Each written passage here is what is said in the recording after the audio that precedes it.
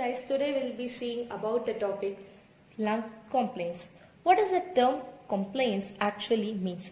It means distensibility, otherwise ability to stretch or expand so that it can hold even more volume of gas within it. So if this is a lungs, the ability to stretch, we call it as complaints. This is exactly opposite to the term called recoil. Recoil is a retraction of the lungs. So recoil occurs due to surface tension and elasticity. Surface tension at the level of alveoli and elasticity, it is due to the presence of protein elastin in the lung tissues. So compliance, it is measured by the formula change in volume divided by change in pressure. Change in volume is measured with the help of spirometer, whereas change in pressure we measure with the help of balloon catheter at the level of esophagus. Now compliance, it is assessed by pressure volume curve. So the slope of this pressure volume curve gives us a compliance. Now let us have a look at the pressure volume curve. So we take pressure along the x-axis and volume along the y-axis. When the pressure is 0, the volume corresponds to functional residual capacity, and this is the total lung capacity. As we have seen already, the slope of pressure volume curve gives us a compliance. So if the slope is more, which means if this steep curve, which means it has more compliance, and if the curve is flat, which means we have less compliance. So this is a PV curve for chest wall, this is lungs, and this is for lung chest wall interaction, otherwise respiratory system. So if we compare the PV curve of chest wall with that of the respiratory system, chest wall is having more compliance than that of the respiratory system, and at the same time lung is also having more compliance than that of the respiratory system, since their curves are more steep compared to that of the respiratory system. Now how do we actually record this pressure volume curve? So for recording this, we should ask the patient to inspire maximally so that they attain the total lung capacity, and followed by slow expiration. So the curve which we obtain during inspiration, we call it as inflation PV curve, and the curve which we obtain during expiration, we call it as deflation PV curve. Now we'll just have a look at the PV curves.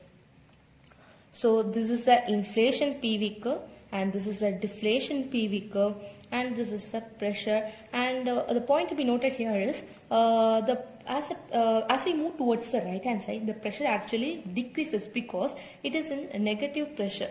So the pressure decreases as we move towards the right hand side. So we have 4 stages in the inflation PV curve. First is stage 1.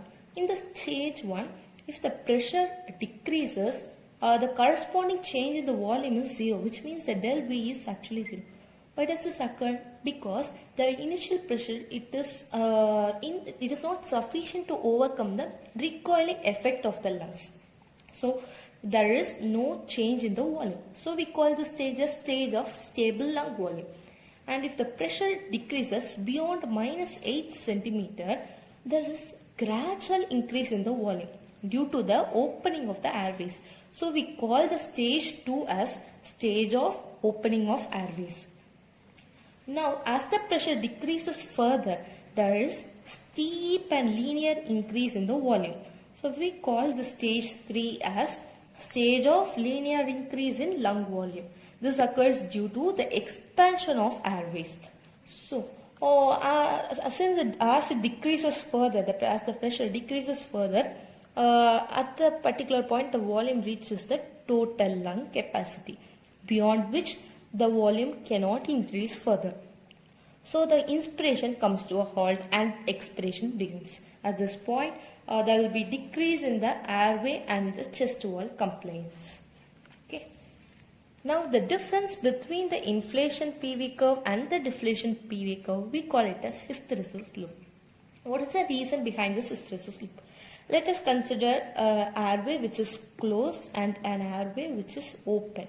So the pressure, let the pressure required to open this airway be P1, and the pressure required to keep this open airway from collapsing be P2. So normally P1 will be greater than P2, which means the pressure required to open this airway is far more greater than the pressure needed to keep this airway in open. So the hysteresis loop normally for normal breathing it will be small. Let us see about the regional variation. So this is the apex of the lungs and this is the base of the lung. At the base, due to gravity, there will be more pleural pressure. So pleural pressure means the pressure inside the pleural cavity. As a result, the transpulmonary pressure decreases, which means the pressure across the lung surface decreases. As a result, volume becomes more, which means the compliance is more. So exactly opposite to this, we could see in the apex. Here the pleural pressure will be less. As a result, the transpulmonary pressure will be more and volume will be less, and as a result, the compliance will be less. Now let us have a look into the factors affecting the compliance. So if the lung is distensible and elastic, which means it has more compliance, whereas the stiff lung, it has less compliance. And compliance, it is also directly proportional to the size of the lung. So example, a children's lung will be having less compliance compared to that of the adults. And same way for smaller animals like rat, mice, etc. They also will have less compliance compared to that of the elephants. And surface tension, it also contributes to compliance because surface tension, it plays a major role in the recoiling effect. So it also affects compliance. Okay. Now lung compliance, it is of two types. So static lung compliance and dynamic lung compliance. So as the word static, which means there is no movement. So if we measure del V by del P when there is no gas flow or air flow into the lungs, we call it as static lung compliance.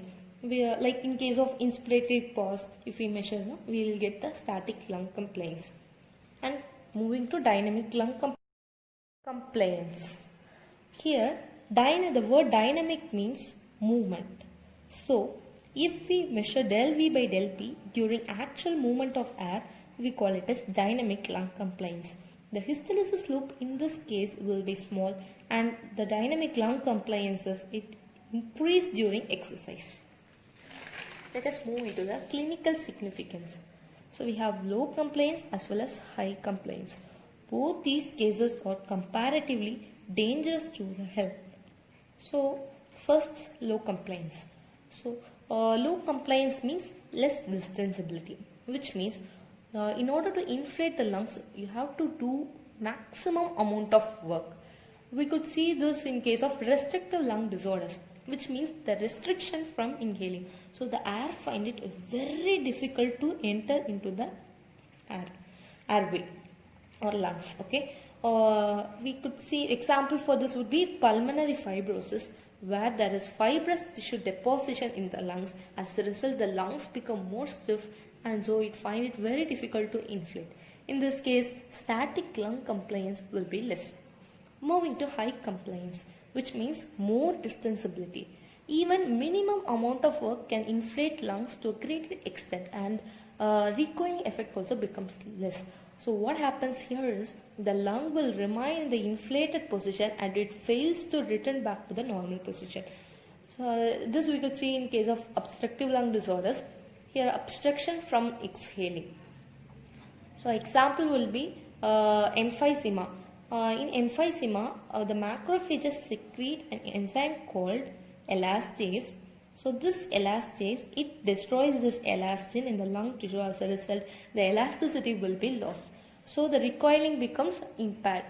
So the residual volume will be more because more volume of gas will be remaining inside the lungs and it finds difficult to move out of the lungs. So here static lung compliance will be more. If this is the normal lung, this will be the fibrosis lung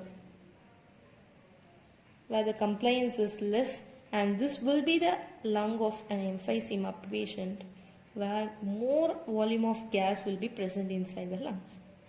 Okay, if we compare the PV graph for these three cases, if this is the PV curve of normal lung, this will be the PV curve of a fibrosis patient where there is less compliance and this will be the PV curve for emphysema where the compliance is more. So this is all about the lung compliance, and thank you for watching. Please do like and share our video. If you feel any particular topic to be taken in similar way, please do mention in the comment box, and we'll do that definitely. And thank you.